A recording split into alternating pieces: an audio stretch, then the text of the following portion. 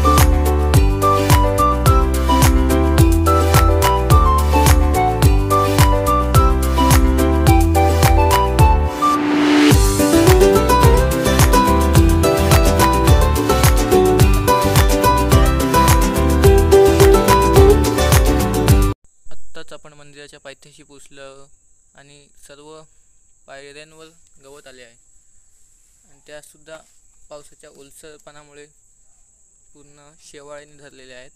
आता इकडे लोकांची फारशी ये-जा नसल्यामुळे इकडे पूर्ण सर्व गवताने भरलं आहे. तरीही इकडचं काय वास्तव नष्ट नाही झालं आहे. या पायऱ्या देखील आता सरळ मंदिराकडे वरती नेत आहेत. निसर्ग सुद्धा एकदम छान इकडे आहे खूप. आता आपण आत एंटर केला आहे. इकडे सरळ सरळ समोर आपण जात आहोत. हा एक स्तंभ दिसतोय समोर. तिथून वरती गेलो की ते काहीतरी पाणी येतंय. साधारणपणे एक पवित्र जल असं असू शकतं. ही वाट आहे म्हणजे शिड्या आहेत वरती जायला. हा थोडाफार परिसर आहे मंदिराचा. इथूनच मागे आलो की खाली थोडंसं बाजूला आपल्याला एक छोटंसं देवस्थान दिसेल. या मंदिरातून निसर्गाची एक मस्तच किमया आपल्याला जाणवत आहे. मंदिराच्या समोरच एक उंदराची मूर्ती आहे आणि असं मानलं जातं की ते या उंदराच्या कानात जे आपण बोलू ते खरं होतं. त्या मंदिराच्या दुसऱ्या बाजूला एक छोटंसं देवस्थान दिसतंय. त्याच्या मागे नंदीचं देवस्थान देखील आहे.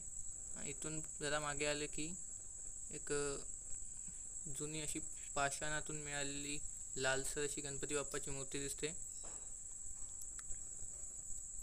मागचा परिसर दुसऱ्या बाजूने देखील खूप छान आहे.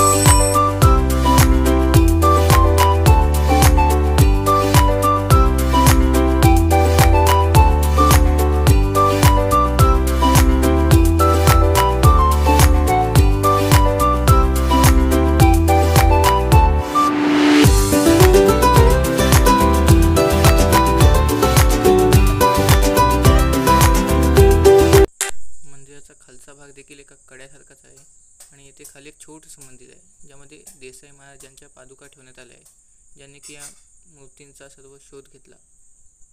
इथे दिलेल्या फळकाप्रमाणे या मंदिराचा इतिहास किती जुना आहे हे सांगता येणार नाही, परंतु त्यावेळी 300-400 वर्षांपूर्वी येथे परकीय आक्रमण झालं आणि त्यानुसार इथली सर्व जागा खंडित झाली आणि त्यापासून ते गणेश खोरी असं नाव देण्यात आलं.